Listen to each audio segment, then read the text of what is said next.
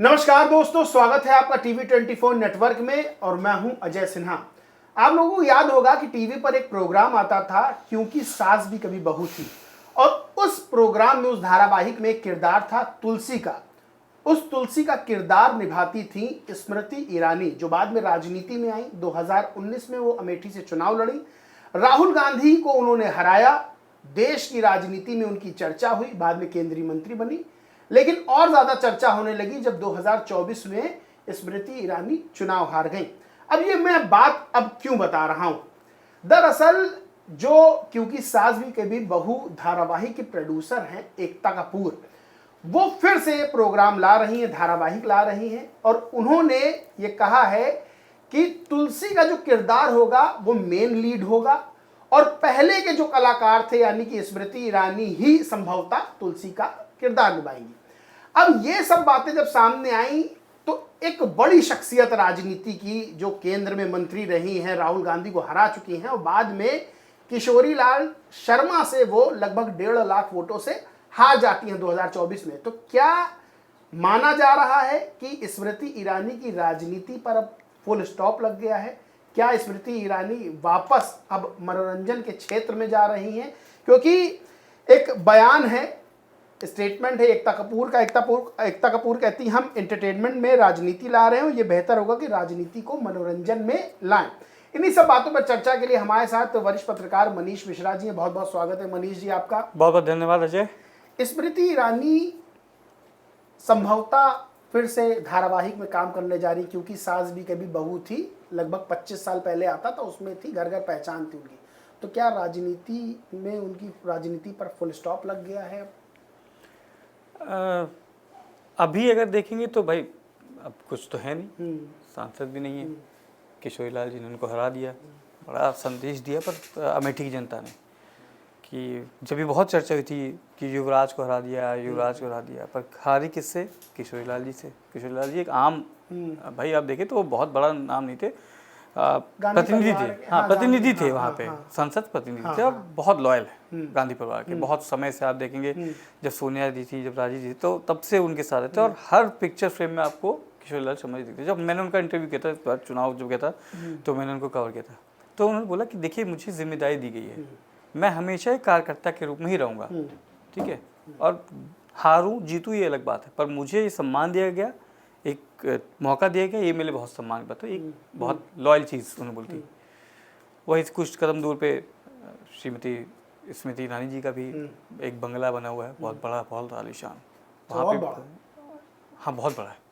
आप जाइएगा तो देखिएगा, अमेठी में विकास दिखेगा आप उसमें, पर वो भी पूरा नहीं हो पाया था क्योंकि रोड कच्ची थी, धूल बड़ी थी, बाहर पेड़ नहीं लगे थे, कुछ नहीं था वहाँ पे। जैसे हम लोग खड़े थे दिन भर कि अब निकलेंगी, तो बाइट नहीं देती थी, डांट देती थी पत्रकारों को उनके, क्योंकि सीधे जो टर्म्स थे, वो आप वीडियोस देखेंगे तो उनके सीधे बॉसेस, हाँ, कि तुम मालिक से मैं बात करती हूँ, तुम्हें मैं बताऊंगी, तुमको नहीं करूँगी। हाँ, इसका एक वीडियो भी कुछ आया था, तो कोई पत्रकार था, उसने कुछ सवाल पूछे तो उन्होंने कहा कि भैया मैं आपके मालिकान से बात करूंगी, ऐसा कुछ। हाँ, तो उनको बाद में नौकरी भी उनकी शायद कुछ चली भाई। तो देखिए आप वही चीज़ ना कि आपको पता है कि आपको क्या पहुँच, तो ये भी चीज़ें मुझे शायद लगता है कि एरोगेंसी जो होती है या घमंड जो होता है वो ज़्यादा नहीं रहता। और आप जो चुनाव जीते, स्मृति ईरानी एक फेम थी, ठीक है, नाम था, ठीक है ना, तुलसी वाला जो सीरियल था, मैं उसको नहीं देता, पर उसका एक ऑरा था, एक बहुत जगह चलती थी।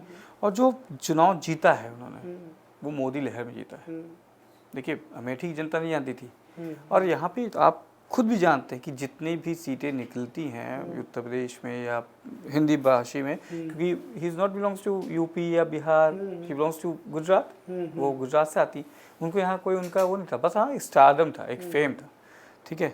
तो वो आप स्वीकार नहीं कर पाए, आपको लगा कि मैं जीती हूँ, मैं स्मृति ईरानी। जब आपके ना मैं आ जाता ना, तो बड़ा खतरनाक होता है कि मैं। आप देखेंगे वही रवि किशन है, सांसद हैं गोरखपुर से, अच्छा खासा नाम है, अभी भी इंडस्ट्री में बहुत उनका नाम है, बहुत चर्चा है। और जब आप उनसे पर्सनल मिलेंगे तो उनको आप लगेगा नहीं कि सांसद हैं या फिर इतने बड़े स्टारडम का नेता है। बहुत बहुत बहुत खुश मिजाज, और मतलब 12-1 बजे रात में अगर कैंपेनिंग चल भी रहोगी तब भी रात में मिलेंगे तो आपसे ऐसे मुस्कुराते मिलेंगे, बस कहेंगे बहुत थक गए, कम पूछना, और क्या है, मतलब जितनी जल्दी हो जाएगा तो हो जाएगा, पर जब बात करने लगेंगे तो खुद ही 1 घंटा 40 मिनट कर देते हैं तो वो चीज़ है आपके अंदर, उनके अंदर मैं नहीं है। वो कहते हैं रवि किशन जी कहते हैं कि भाई जनता ने वो चुना है, अवसर दिया गया था, मोदी जी योगी जी का मेरे पर हाथ है, ठीक है भाई, वो भी कह सकते हैं मैं हूँ, ठीक है मैं सब कुछ करता हूँ, ये नहीं करना चाहिए, मुझे लगता है कि ये नहीं करना चाहिए। स्मृति ईरानी के बारे में अभी चर्चा इसलिए हो रही कि भाई फिर से हो सकता हो नाटकों में आ जाएं, नाटक में एक्टिंग करती हुई नजर आए। ये चीज़ क्यों लोग ऐसा कहते हैं, वहाँ की जनता भी कहती है, बीबीसी ने भी एक रिपोर्ट बाकायदा की कि लोगों ने कहा इन्होंने विकास के कार्य नहीं करवाए। फिर स्मृति ईरानी के जो साथी सहयोगी थे उनका भी व्यवहार अच्छा नहीं था।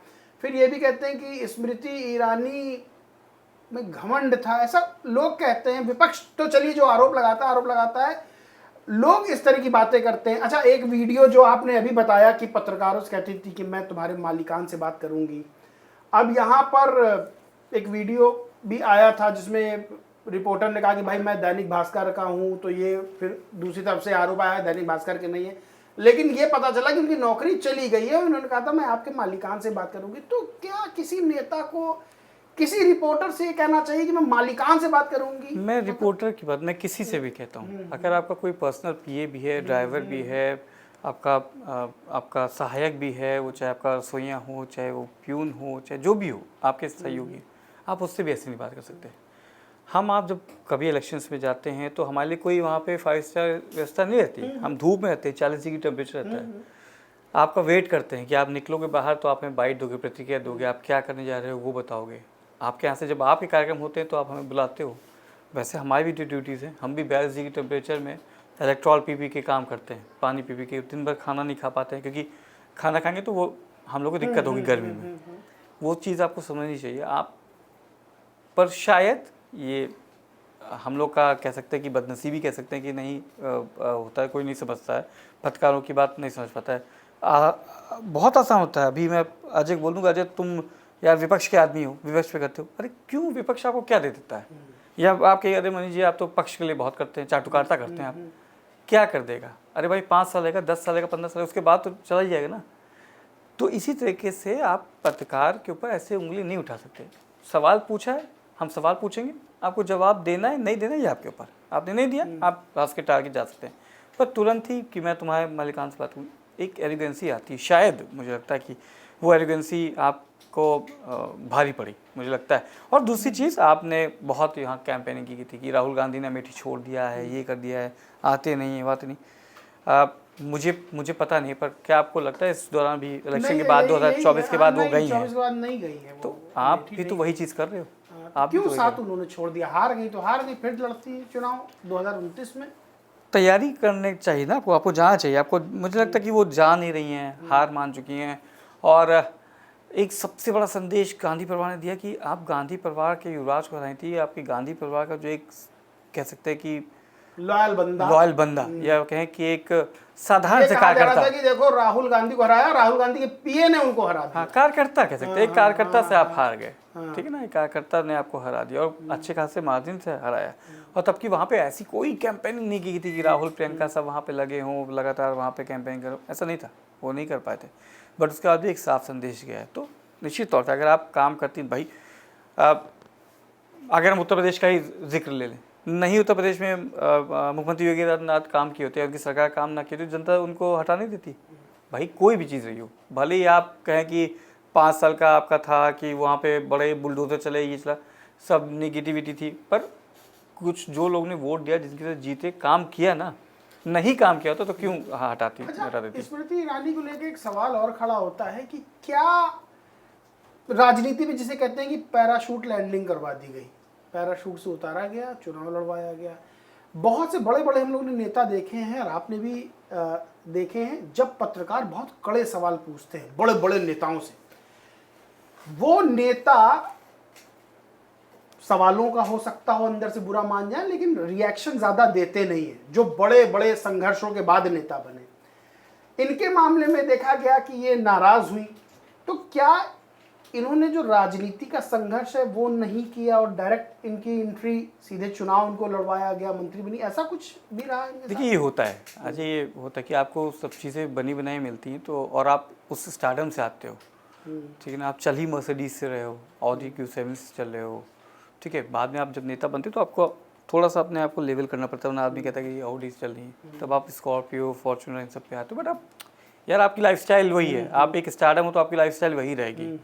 You have to stay in Mumbai, Delhi, metros, cities में आप रहते हो तो आपका लाइफस्टाइल वैसे ही रहता है। बट जो खाटी नेता होते हैं, मैं आपको बताऊँ, खाटी नेता जैसे आप मुख्यमंत्री योगी आदित्यनाथ को मान लेते हैं, बहुत गुस्से में रहते हैं, बहुत वो करते हैं और पत्रकार जवाब नहीं देते, गलत है। आप गोरखपुर में उनसे मिलो जब उनके पास समय होता है, हाँ? और जो चीज़ उनको नहीं होती तब भी उसका हंस के जवाब देते हैं, उसका जवाब नहीं देते। अखिलेश यादव साहब बात करिए, उनकी पीसी में आप जाइए, तमाम तरह के क्वेश्चन होते हैं पर वो जवाब देते हैं, ऐसे नहीं कहते यही, वो भी कहते हैं यही तुम अच्छा तुम ये हो, तुम बताएंगे, तुम यही करेंगे, पर वो जवाब देते हैं। ठीक है, मुलायम सिंह यादव जी थे, उनसे कोई सवाल पूछे तो वो जवाब देते थे। ब्रिजेश पाठक जी हैं, केशव जी हैं, आपके तमाम ऐसे बड़े नेता हैं जो जमीनी नेता होते हैं, वो जानते हैं कि आप क्वेश्चन पूछ रहे हो है। अगर हम तथ्यात्मक क्वेश्चन नहीं पूछेंगे, अब हम पर्सनल तो नहीं पूछ सकते ना, जैसे कि पर्सनल कोई चीज़ पूछ रहे हो, पर्सनल पूछो तो मेरी गलती है। चुनाव से रिलेटेड कोई बात होगी तो उसका जवाब आपको देना पड़ेगा, विकास को लेकर आपकी बात होगी तो आपको देना पड़ेगा। तो लोग देते हैं, कई लोग होते हैं, कई तमाम नेता होते हैं जिनको बुरा लगता है, वो ऑफ कैमरा जब खत्म होता है तो कहते हैं वो क्या ये चीज़ नहीं थी, ये ऐसा नहीं था, तुमने ऐसा पूछा है पर ये था नहीं, तथ्यात्मक नहीं था, पर ऑन स्क्रीन वो आपको जवाब देते। तो ऐसा नहीं है। आप अगर आपको वही चीज़ जैसा आपने पैराशूट लैंडिंग की जो बात की थी, पैराशूट लैंडिंग क्या, आपको बनी बनाई चीज़ मिली और आपका संघर्ष नहीं था। नाम लहर तो थी, सबसे बड़ी चीज़ है, सबसे बड़ी चीज़ है। देखिए 14, 19 ये सब पूरा मोदी मोदी मोदी ही चला था, और उस समय अगर अजय आपको टिकट मिलता आप भी जीत जाते। मैं सही बता रहा हूँ, ठीक है ना, आपको टिकट मिलता है आप भी जीत जाते, पर हम लोग उतने लकी नहीं कि हम लोग को टिकट मिला। अच्छा, हम लोग तो को इनकी अब राजनीति का क्या है, मतलब क्या माना जाएगी, फुल स्टॉप हो गया, लग गया कि नाटकों में जा रही है, या मतलब अभी बीजेपी इनको कोई बड़ी जिम्मेदारी देगी? कि दिल्ली के जब दिल्ली चुनाव हुए तो एक कहा जा रहा था कि भाई एक मुख्यमंत्री के तौर पर कभी कभी इनका भी नाम सामने आता था, लेकिन कहीं हवा लगी नहीं इधर उधर। देखिए बीजेपी बहुत बड़ी पार्टी है, और बीजेपी में सबसे बड़ी चीज़ है कि जिसके नाम की आपने चर्चा की तो उसके नाम की चर्चा वहाँ बंद हो जाती है। अगर मीडिया में जिसके नाम की चर्चा हो गई चमक के, तो वो आदमी चमक नहीं सकता बीजेपी में, ये देखा गया। और अगर आपने वहाँ पे अपना दिखाया कि मैं ही हूँ, तो वहाँ पे आप समझिए कि अभी एक ही हैं और उन्हीं का चलता है, वो है PM मोदी जी, क्योंकि उनको पता है कैसे किसको क्या यूज़ करना है, कहाँ क्या करना है। बड़ी राष्ट्रीय पार्टी है, बहुत बड़ी संगठन है, और संगठन के साथ जो उसके जो विंग्स हैं वो बहुत एक्टिव रहते हैं अजय, बहुत ज़्यादा एक्टिव रहते हैं। आप जितना बीजेपी के अंदर जाएंगे ना, उतना आपको पता चलेगा कि कितना ज़्यादा उसके अंदर डेप्थ उसकी कितनी ज़्यादा है। आपको लगेगा नहीं, आप लोग आप छुएंगे पर आप नहीं छू सकते। तो वो वहाँ के जो थिंक टैंक हैं अमित शाह जी, तो वो लोग क्या सोचते हैं आप नहीं कहते। हो सकता है जब ये कुछ नहीं करेंगे तो उनको कोई पद दे के इनको ले आया जाए, इसमें भी वो नहीं है। पर कहा आप कहेंगे फुल स्टॉप नहीं, फॉर अ टाइम बीइंग हो सकता है इनसे कहा गया कि आप रिलैक्स करिए, 2029 में अभी समय है, 27 से फिर आप माहौल बनाना शुरू करिएगा। 27 के चुनाव में देखना होगा कि इनको यहाँ पे मिलती है जिम्मेदारियाँ, मिलती हैं नहीं मिलती हैं चुनाव में। उत्तर प्रदेश के चुनाव में क्या अमेठी,